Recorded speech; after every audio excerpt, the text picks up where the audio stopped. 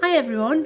What we're going to do for our activity, it's based upon stones, and this sheet here, I'll attach it on WhatsApp, and it's got some really nice ideas of really simple designs that are in black and white. Now that might fill you with fear, but what I want to do is try and show you easy ways of working on a stone, okay? So hopefully you've got my text about painting a stone and getting some paints and some paintbrushes together. What we're going to end up with is something that looks a little bit like this, with a verse on it, or like a little statement. This one says raised to life, and on the reverse, thinking about a black and white pattern. This one again says raised to life, so it's obviously something we did about the resurrection, and there's a pattern on the back.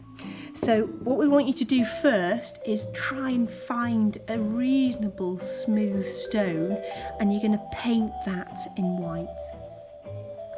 Okay, so what I'm using is a piece of newspaper just to protect our kitchen table, and I've got a regular brush and it's with emulsion. So it might take a couple of layers, but what I want you to do is just be patient with it and try and get a reasonable opaque layer. You don't want to be able to see through it, so you don't want any transparency there, and I want you to do it both sides. Now what we did on these was do them half white and half black, but if you don't have any black paint, you could potentially use a coloured paint like a tester pot, or you could just paint the whole stone in white, but it would require you doing it in two halves so it doesn't stick to your paper.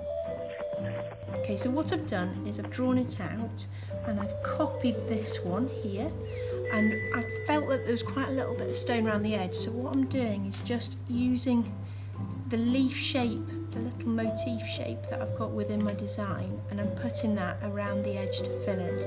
I don't need to draw these on, I'm just going to kind of make sure I'm just using a really thin brush to go around the edge.